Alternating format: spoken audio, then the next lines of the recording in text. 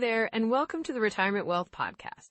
You know, as we approach retirement, one of the biggest questions on our minds is, how do we make our money work for us, right? Absolutely, Emily. Investing in blue chip stocks can be a powerful strategy for building wealth in retirement. These stocks, solid companies with a history of stability and growth, can provide a reliable source of income and capital appreciation. Exactly. And today, we're going to dive into how to effectively invest in blue chip stocks as part of your retirement strategy. We'll look at what blue chip stocks really are, how to choose the right ones, and the benefits they can offer to your portfolio as you plan for the future. Plus, we'll touch on some common mistakes to avoid and how to balance blue chip investments with other types of assets. Right, and it's important to remember that every investor situation is unique, so we'll offer some tips tailored to different risk tolerances and retirement goals. So whether you're just starting to think about retirement or already enjoying it, we've got some valuable insights for you today. Let's jump right in and explore these blue chip stocks.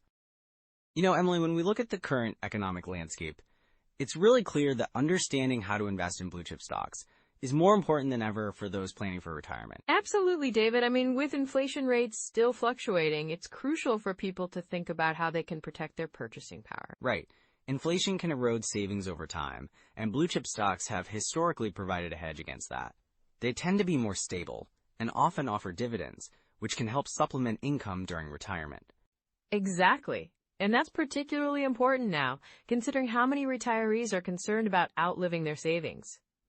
I was speaking to a listener recently who shared that they're worried about their retirement timeline, especially with market volatility being what it is. That's a valid concern. I mean, the stock market can be unpredictable, but blue chip stocks have a track record of weathering those storms. They're like the sturdy ships in a turbulent sea. They can help maintain a sense of stability. I like that analogy. And it's not just about stability, right? It's also about tax efficiency.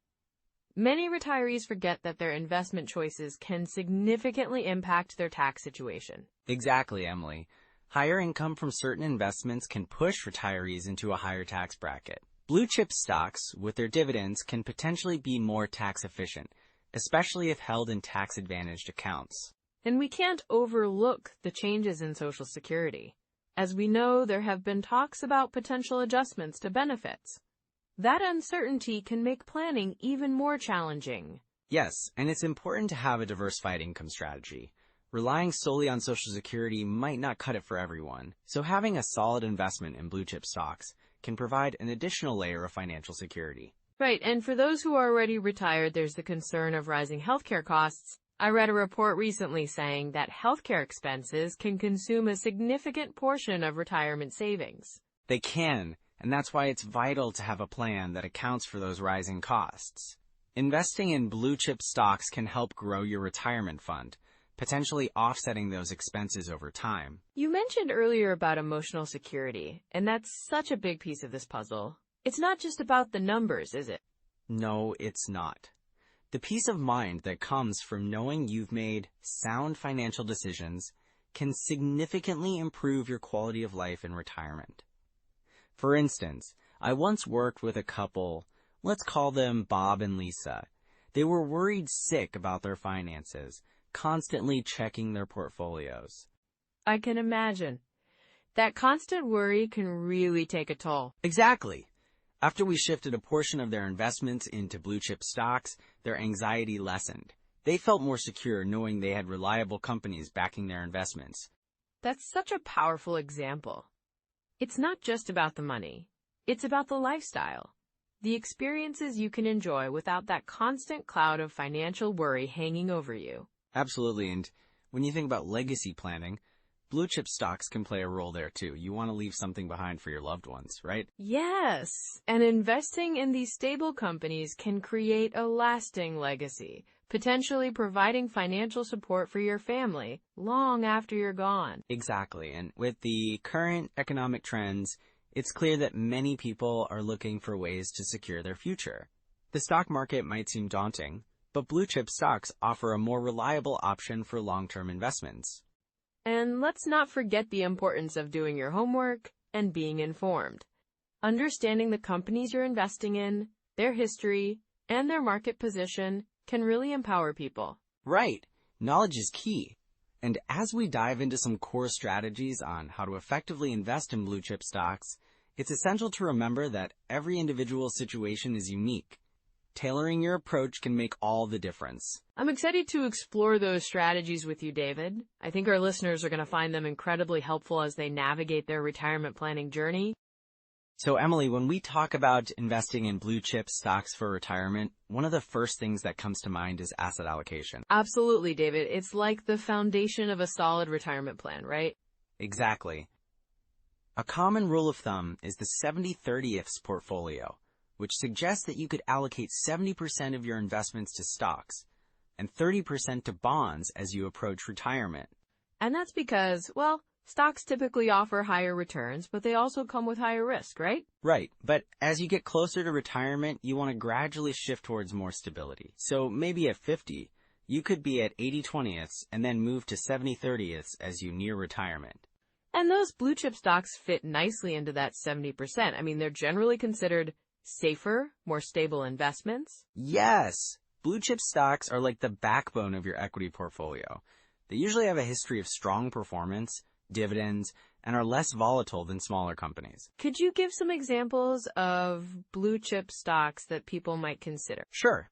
Think of companies like Johnson & Johnson, Procter & Gamble, or even Apple. These are companies that have consistently performed well over time and tend to weather economic downturns better than others. So if someone has a diversified portfolio, they might hold a few of those blue chip stocks and then mix in some bonds for stability?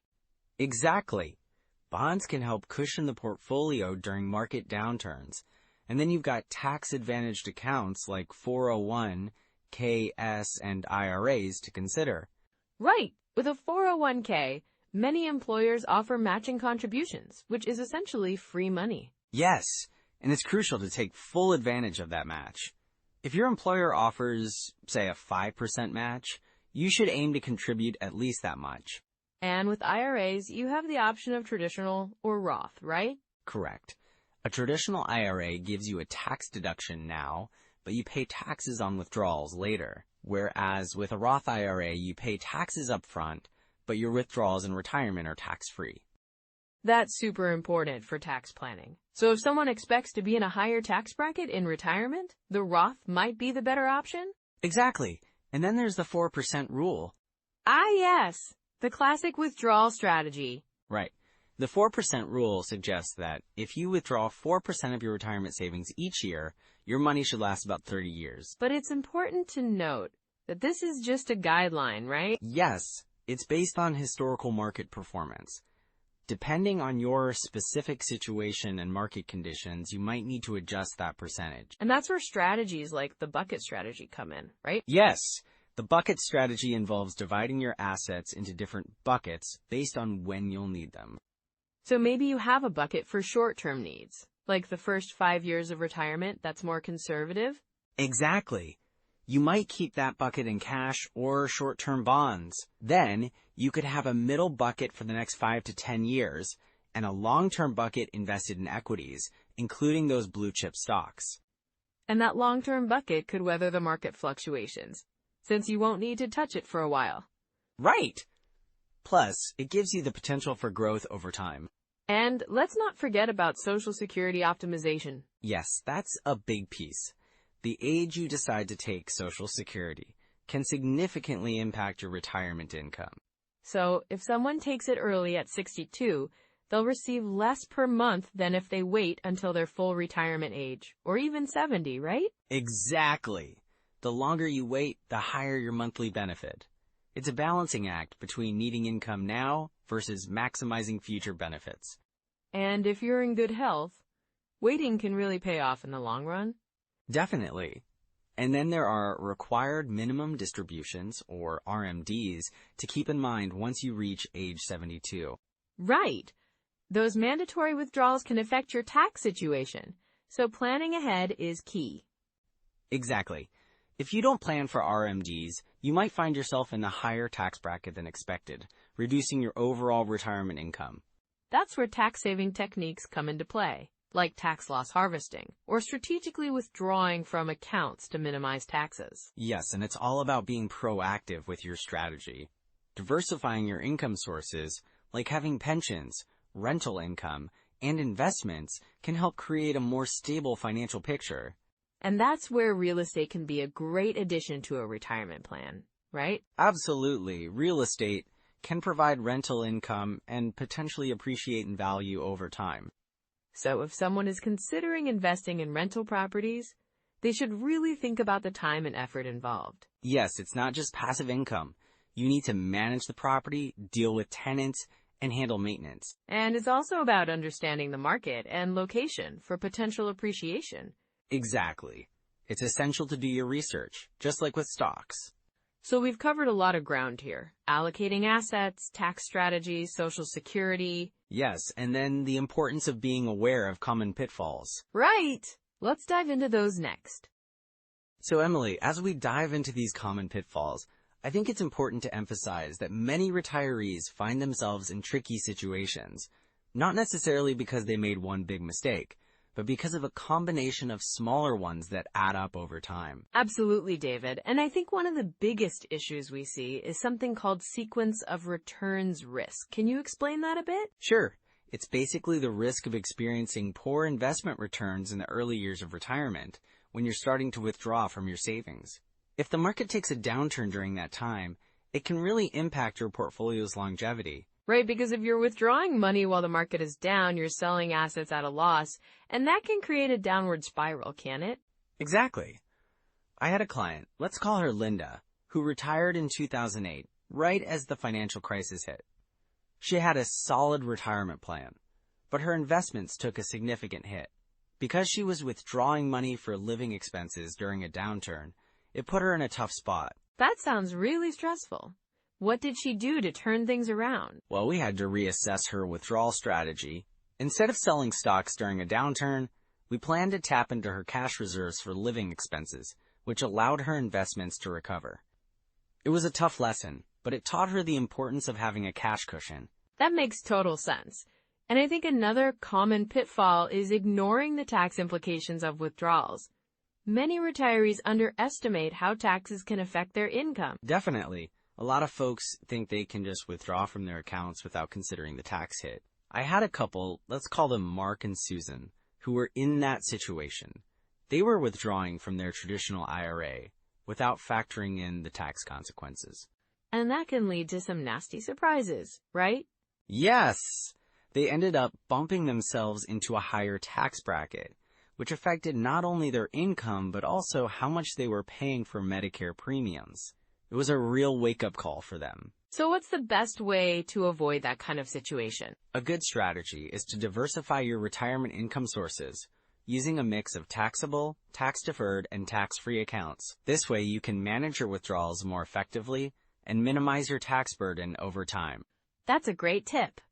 Now let's talk about healthcare and longevity. I think a lot of retirees underestimate these costs. Absolutely. Healthcare expenses can be a huge drain on retirement savings. I remember working with a gentleman named Tom who thought he had it all figured out.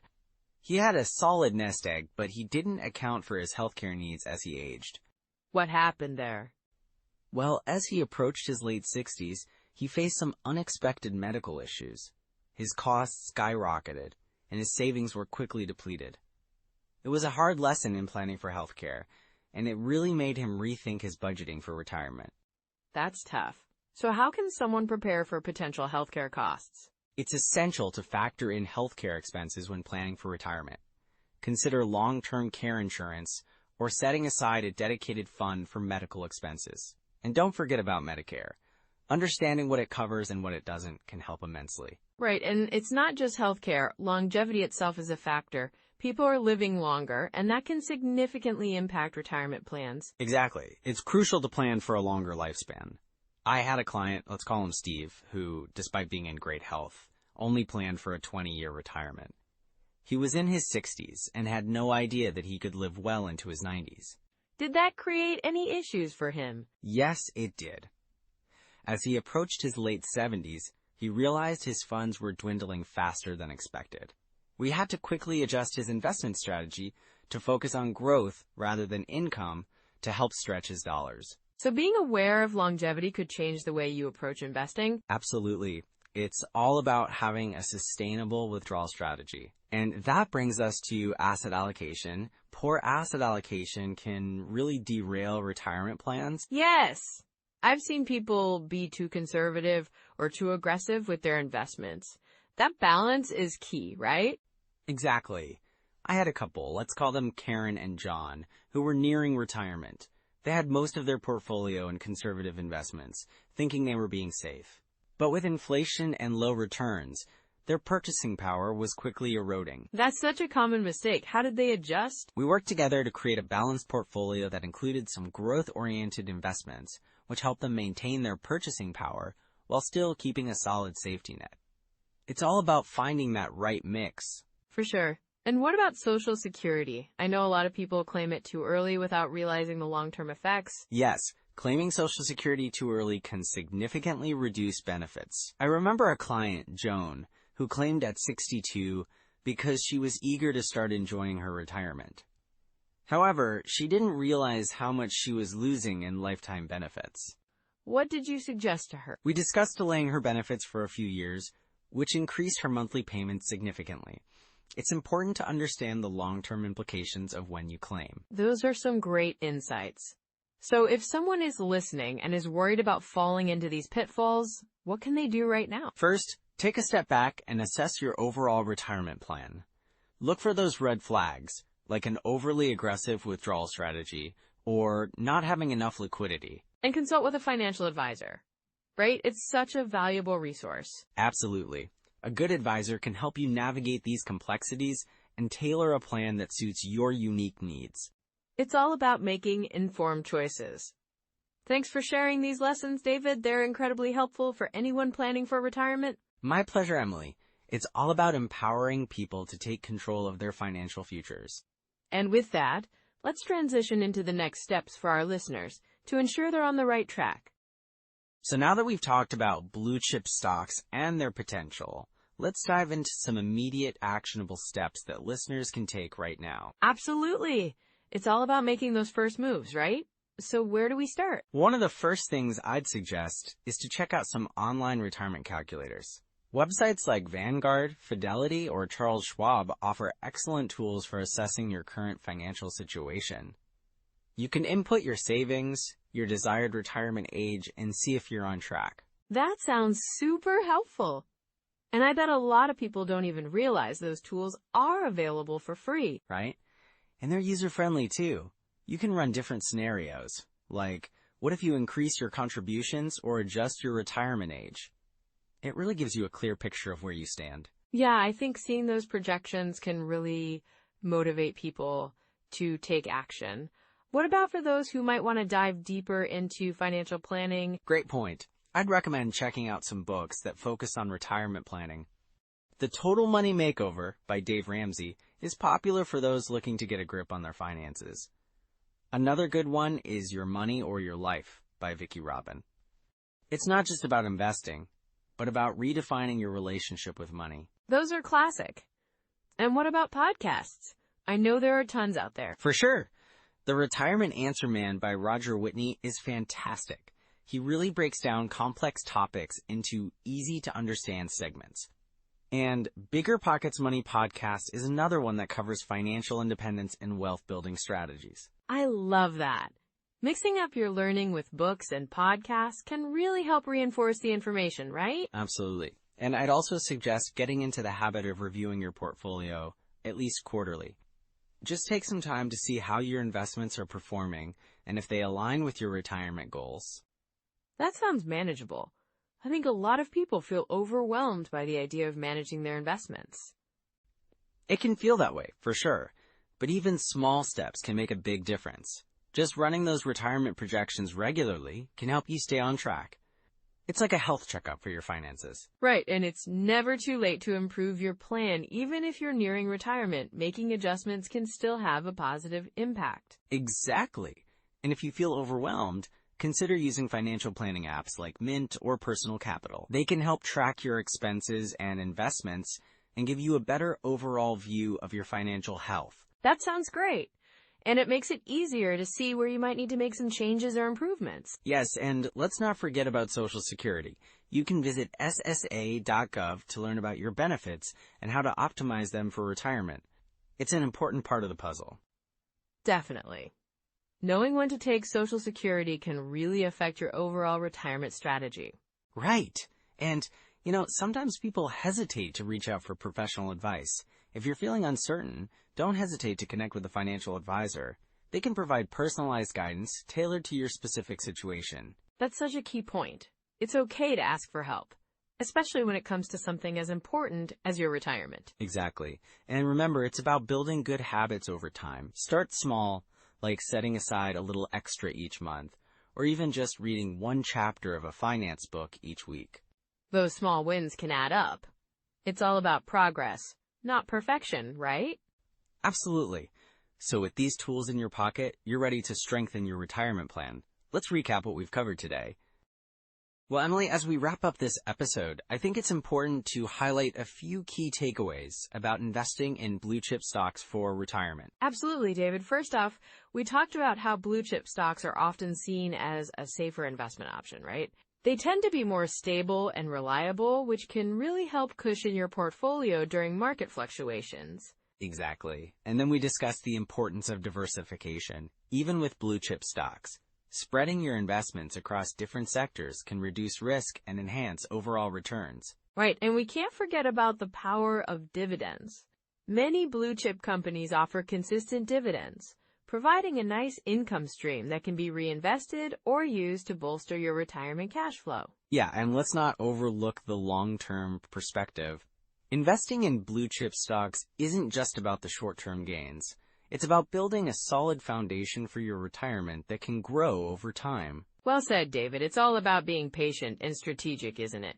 Building and protecting that retirement wealth takes time, but with the right approach, it can really pay off. Absolutely. And for our listeners, if you found value in today's discussion, we'd love for you to like this episode, subscribe to our channel, and share your biggest takeaway or any questions you might have in the comments. And if you know someone who's planning for retirement or is already in it, don't hesitate to share this episode with them. It could really help them navigate their journey. Next time, we're diving into a topic that's crucial for many: how to reduce taxable income before retirement. It's something that can make a big difference in your financial strategy. I'm really looking forward to that discussion, David. So until then, take care, everyone, and keep focusing on building your retirement wealth. Yes, thank you for joining us. We appreciate you being here, and we'll catch you next time.